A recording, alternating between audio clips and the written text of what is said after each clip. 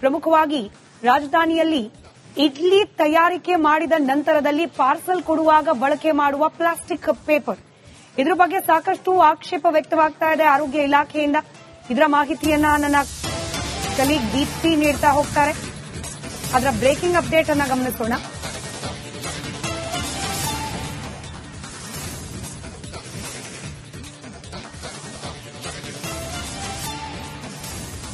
ಸದ್ಯಕ್ಕೆ ಕ್ಷಣದ major political update ಕಡೆ ಗಮನ ಕೊಡೋಣ. ಕಾಂಗ್ರೆಸ್ ಬುಡಕೆ ಕನಕಪುರ ಬಂಡೆ ಬಿಗ್ ಬಾಂಬ್ ಇಡ್ಲಿಕ್ಕೆ ಸಿದ್ದರಾದ್ರೆ ಸ್ವಪಕ್ಷಕ್ಕೆ ಖಡಕ್ ಸಂದೇಶವನ್ನ ಕೊಡುವ ಪ್ರಯತ್ನವನ್ನ ಮಾಡಿದ್ದಾರೆ ಡಿಕೆ ಶಿವಕುಮಾರ್. ಅಮಿತ್ ಶಾ ಭೇಟಿ ಹಿಂದಿದೆಯಾ ಪೊಲಿಟಿಕಲ್ ಗೇಮ್. ಸಿಎಂ ಕುರ್ಚಿ ಬಿಟ್ಕೊಡೋದಿಲ್ಲ ಅಂದವರಿಗೆ ಕೌಂಟರ್ ಕೊಡುವ ಭಾಗವಾಗಿ ಭೇಟಿಯಾದ ಅಮಿತ್ ಶಾ ಅವರನ್ನ ಡಿಕೆ ಶಿವಕುಮಾರ್. ರಿಪಬ್ಲಿಕ್ ಕನ್ನಡದಲ್ಲಿ ಈ ಬಗ್ಗೆ ಇದೆ ಎಕ್ಸ್ಕ್ಲೂಸಿವ್ ಇನ್ಸೈಡ್ ಡೀಟೇಲ್ಸ್. ನಿನ್ನೆ ಇಶಾ ಫೌಂಡೇಶನ್ನಲ್ಲಿ ನಡೆದಂತಹ ಶಿವರಾತ್ರಿ ಕಾರ್ಯಕ್ರಮದಲ್ಲಿ ಅಮಿತ್ ಶಾ ಹಾಗೆ ಡಿಕೆ ಶಿವಕುಮಾರ್ ಇಬ್ಬರೂ ಭಾಗಿಯಾಗಿದ್ದು ಇದೀಗ ರಾಜಕೀಯ ವಲಯದಲ್ಲಿ ಚರ್ಚೆಗೆ ಕಾರಣವಾಗ್ತಾ ಇದೆ.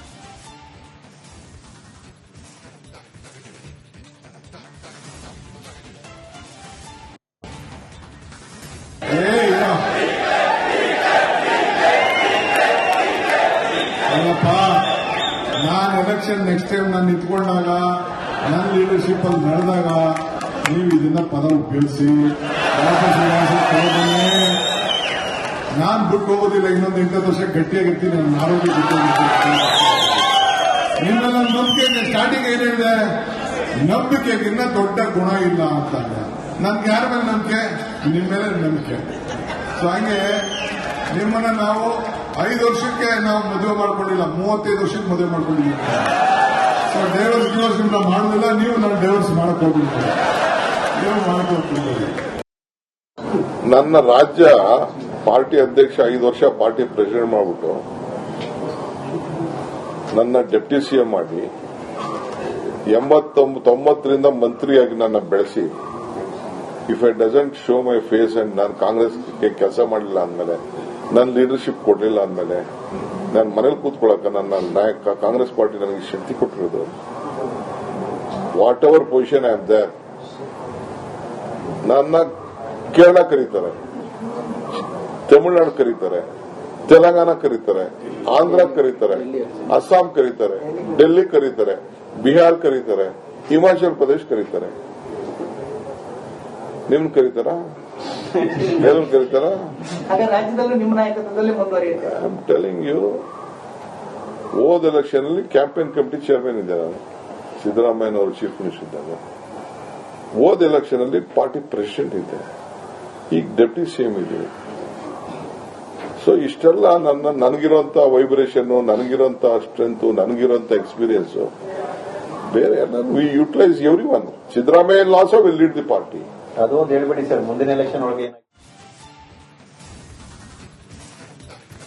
ಡಿಕೆ ಶಿವಕುಮಾರ್ ಅವರ ಇಂದಿನ ಪ್ರತಿಕ್ರಿಯೆ ಗಮನಿಸ್ತಾ ಇದ್ವಿ. ಕಾಂಗ್ರೆಸ್ ಪಕ್ಷವನ್ನ ಯಾವುದೇ ಕಾರಣಕ್ಕೂ ಬಿಟ್ಟು ಹೋಗೋದಿಲ್ಲ ಅನ್ನೋದು ಡಿಕೆ ಶಿವಕುಮಾರ್ ಅವರ ಈ ಹಿಂದಿನ ಅನೇಕ ಹೇಳಿಕೆಗಳಲ್ಲಿ ಬಹಳ ಸ್ಪಷ್ಟವಾಗ್ತಾ ಇತ್ತು. ಕಾಂಗ್ರೆಸ್ ಮ್ಯಾನ್, ಯಾವತ್ತೂ ಕೂಡ ಕಾಂಗ್ರೆಸ್ ಪಕ್ಷ ನನಗೆ ಮಾತೃ ಸಮಾನ. ಸೋನಿಯಾ ಗಾಂಧಿ, ರಾಹುಲ್ ಗಾಂಧಿ ಅವರು ನನ್ನ ಮೇಲಿಟ್ಟಿರುವ ವಿಶ್ವಾಸವನ್ನ ನಾನು ಯಾವುದೇ ಕಾರಣಕ್ಕೂ ಕಳ್ಕೊಳ್ಳೋದಿಲ್ಲ ಅನ್ನೋದು ಡಿಕೆ ಶಿವಕುಮಾರ್ ಅವರ ವರಸೆ. ಆದ್ರೆ ರಾಜಕೀಯದಲ್ಲಿ ಇದಮ್ಮಿತ್ತಮ್ ಅನ್ನೋ ರೀತಿಯಲ್ಲಿ ಇರೋದಿಲ್ಲಲ್ವಾ? ಹಾಗಾಗಿ ಈಗ ಕುತೂಹಲ ಹೆಚ್ಚಾಗ್ತಾ ಇದೆ ಡಿಕೆ ಶಿವಕುಮಾರ್ ಅವರ ನಡೆಯ ಕುರಿತಾಗಿ.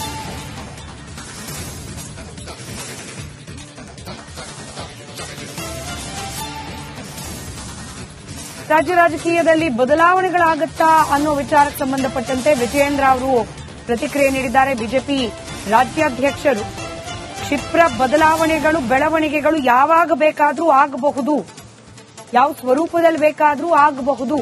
ವಿಜಯೇಂದ್ರ ಅವರ ಹೇಳಿಕೆ ಇದು. ಇನ್ನು ಇತ್ತ ಕಾಂಗ್ರೆಸ್ನಲ್ಲಿ ಏಕನಾಥ್ ಶಿಂದೆ ಇದ್ದಾರೆ ಅಂತ ಹೇಳಿ ಅಶೋಕ್ ಹೇಳಿಕೆ ನೀಡಿದ್ದಾರೆ. ಬಿಜೆಪಿಗೆ ಡಿಕೆ ಶಿವಕುಮಾರ್ ಹತ್ತಿರವಾಗ್ತಿದ್ದಾರಾ ಅನ್ನೋ ಚರ್ಚೆ ಬೆನ್ನಲ್ಲೇ ಇದೀಗ ಬಿಜೆಪಿಯ ನಾಯಕರು ಈ ಬಗ್ಗೆ ಪ್ರತಿಕ್ರಿಯೆಯನ್ನು ನೀಡುತ್ತಿದ್ದಾರೆ. ಕೇಳಿಸ್ಕೊ. ನೋಡಿ, ಡಿಕೆ ಶಿವಕುಮಾರ್ ಕ್ಯಾರೆಕ್ಟರ್ ಎಲ್ಲರಿಗೂ ಗೊತ್ತಿರೋದೆ. ಅಷ್ಟು ಧೈರ್ಯವಾಗಿ ಎಲ್ಲಾ ಕಾಂಗ್ರೆಸ್ ನಾಯಕರ ಮುಂದೆ ವಿಧಾನಸಭೆಯಲ್ಲೇ ಒದ್ದು ಕಿತ್ಕೊಂತೀನಿ ನಾನು ಅಂತ ಹೇಳಿದಾಗೂ ಕೂಡ ಕಾಂಗ್ರೆಸ್ ಅವರು ಏನ್ ಮಾತಾಡಿದ್ರು? ಏನ್ ಮಾತಾಡಿಲ್ಲ. ಅದರಿಂದ ಕಾಂಗ್ರೆಸ್ ಅಲ್ಲಿ ಇರುವಂತ ಈ ಗುಂಪುಗಾರಿಕೆ ಆಲ್ ಇಂಡಿಯಾ ಲೆವೆಲ್ ಅಲ್ಲೇ ಹೊರಬರ್ತಾ ಇದೆ. ಈಗ ಖರ್ಗೆ ಅವರ ಹೇಳಿಕೆ ಆದ್ಮೇಲೂ ಕೂಡ ಆಲ್ ಇಂಡಿಯಾ ಲೆವೆಲಲ್ಲೇ ಈ ತರ ಸಂಘರ್ಷಗಳು ಬರ್ತಾ ಇದೆ. ನಾನು ಮುಹೂರ್ತ ಕೊಟ್ಟಿದ್ದೀನಲ್ಲ, ನವೆಂಬರ್ 15, ನವೆಂಬರ್ 16. ಆ ಮುಹೂರ್ತದ ಪರಿಣಾಮನೇ ಇದೆಲ್ಲ. ಈಗ ಏನೇನು ನಡೀತಾ ಇದೆಯೋ ಆ ಮುಹೂರ್ತದ ಪರಿಣಾಮ.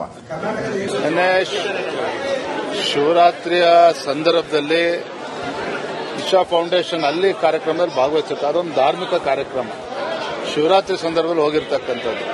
ಹಾಗಾಗಿ ಅದಕ್ಕೆ ಡಿ.ಕೆ. ಶಿವಕುಮಾರ್ ಅವರೇ ಉತ್ತರ ಕೊಡಬೇಕೇ ಹೊರತು ನಾನಲ್ಲ. ಆದರೆ ಇವತ್ತು ಕಾಂಗ್ರೆಸ್ ಪಕ್ಷದಲ್ಲಿ ದಿನೇ ದಿನೇ ಒಳ ಜಗಳ ಜಾಸ್ತಿ ಆಗ್ತಾ ಇರ್ತಕ್ಕಂಥ ತಾವೆಲ್ಲರೂ ಕೂಡ ಗಮನಿಸ್ತಾ ಇದ್ದೀರಿ.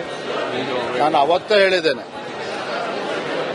ಮುಂದಿನ ದಿನಗಳಲ್ಲಿ ಕ್ಷಿಪ್ರ ರಾಜಕೀಯ ಬೆಳವಣಿಗೆಗಳು ರಾಜ್ಯದಲ್ಲಿ ನಡೀತದೆ ಅನ್ನೋದನ್ನು ಹೇಳಿದ್ದೇನೆ. ಆಡಳಿತ ಪಕ್ಷದ ಕಾಂಗ್ರೆಸ್ ಪಕ್ಷದಲ್ಲಿ ಇವೆಲ್ಲವೂ ಮುನ್ಸೂಚನೆ ಅಂತೇಳಿ ಕಾಣಿಸ್ತಾ ಇದೆ. ನಿನ್ನೆ ಶಿವರಾತ್ರಿಯ ಸಂದರ್ಭದಲ್ಲಿ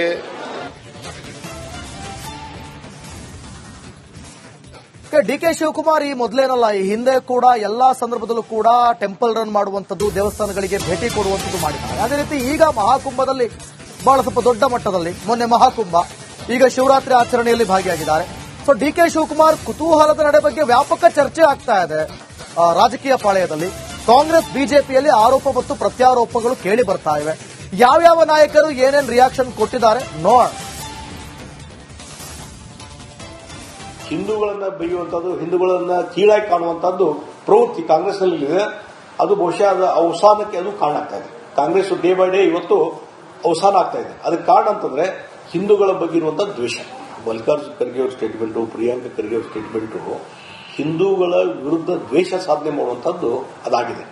ಅಂದ್ರೆ ಅಲ್ಪಸಂಖ್ಯಾತರ ತುಷ್ಟೀಕರಣ ಮಾಡಿದ್ರೆ ನಾವು ರಾಜಕಾರಣ ಮುಂದುವರಿಸಲಿಕ್ಕೆ ಸಾಧ್ಯ ಇದೆ ಅನ್ನುವಂಥದ್ದನ್ನ ಅವ್ರು ತೋರಿಸ್ತಾ ಇದ್ದಾರೆ. ಅದರಿಂದ ಅವ್ರು ಹಾಳಾಗ್ತಾ ಇದ್ದಾರೆ ಅನ್ನುವಂಥದ್ದು ಅವ್ರಿಗೆ ಅರ್ಥ ಆಗ್ತಾ ಇಲ್ಲ.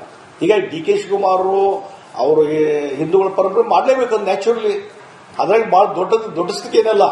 ಅವ್ರು ಕುಂಭಮೇಳಕ್ಕೆ ಹೋಗಿದ್ದು ಅಥವಾ ನಿನ್ನೆ ಕೊಯಿಮತ್ತೂರಿಗೆ ಹೋಗಿ ಅವರು ಮೊನ್ನೆಯೂ ಕೂಡ ತಮ್ಮ ಒಂದು ಸೋಷಿಯಲ್ ಮೀಡಿಯಾ ಎಕ್ಸ್ ಹ್ಯಾಂಡಲ್ ಅಲ್ಲಿ ಹಂಚಿಕೊಂಡಿದ್ರು ದಟ್ ಈಸ್ ಬಿನ್ ಇನ್ವೈಟೆಡ್.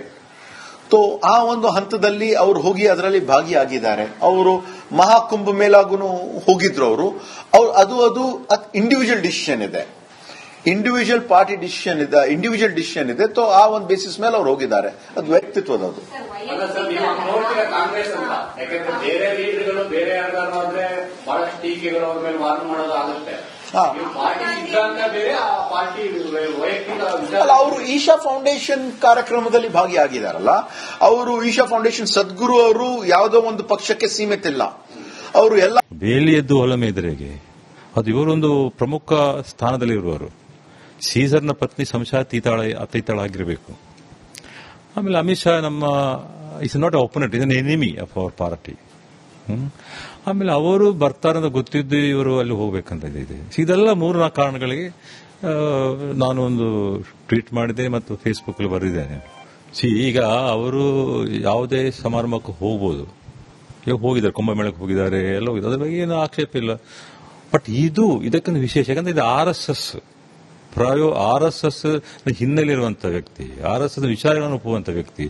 ಅಲ್ಲಿ ಹೋಗುದು ಅದು ಬಹಳ ಪಕ್ಷಕ್ಕೆ ಒಂದು ಕ್ಲಾರಿಟಿ ಇಲ್ಲ ಅಂತ ಆಗ್ತದೆ. ನಮ್ದು ಪಕ್ಷಕ್ಕೊಂದು ಐಡಿಯಾಲಜಿ ಇದೆ. ಆ ಐಡಿಯಾಲಜಿ ಬೇಸಲ್ಲಿ ನಾವು ಪಾರ್ಟಿ ಕಟ್ತಾಬೇಕು. ಕಾರ್ಯಕರ್ತರಿಗೆ ಅಧ್ಯಕ್ಷ ಹೋದ್ರೆ ಕಾರ್ಯಕರ್ತರಿಗೆ ಏನ್ ಮಾಡ್ತಾರೆ? ನಾಳೆ ನಮ್ಮ ಈ ಭಾಗದಲ್ಲಿ ಎಲ್ಲ ಹಿಂದೂ ಸಮಾಜೋತ್ಸವ ನಡೀತಾ ಇರ್ತದೆ. ನಿಮ್ಮ ಅಧ್ಯಕ್ಷರು ಬಂದ್ರೆ ನೀವು ಕುಂಭಮೇಳಕ್ಕೆ ಹೋಗಿ ಮುಳುಗಿದ್ರೆ ಏನು ಪುಣ್ಯ ಬಂದ್ಬಿಡುತ್ತಾ ಅಂತ ಅಂದ್ರೆ ಹೋಗ್ಬಾರ್ದು ಅಂತ ಅವರ ಆದೇಶ. ಸೋನಿಯಾ ಗಾಂಧಿ ಹೋಗಿಲ್ಲ, ರಾಹುಲ್ ಗಾಂಧಿ ಹೋಗಿದ್ರ? ಇಲ್ಲ. ಸೋನಿಯಾ ಗಾಂಧಿ ಇಲ್ಲ, ರಾಹುಲ್ ಗಾಂಧಿ ಇಲ್ಲ, ಪ್ರಿಯಾಂಕಾ ವಧೇರಾ ಇಲ್ಲ.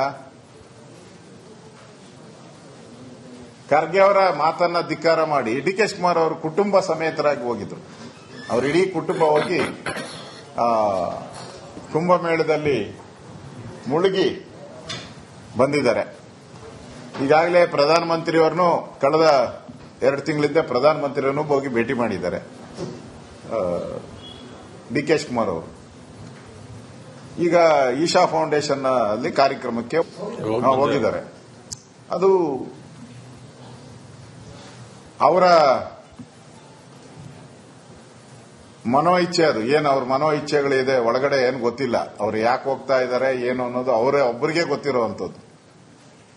ಅದಕ್ಕೆ ಅವ್ರ ಪಾರ್ಟಿಯ ವಿಚಾರ ಅದು, ಅವ್ರದ್ದು ವೈಯಕ್ತಿಕ ಡಿ ಕೆ ಶಿವಕುಮಾರ್ ಅವರ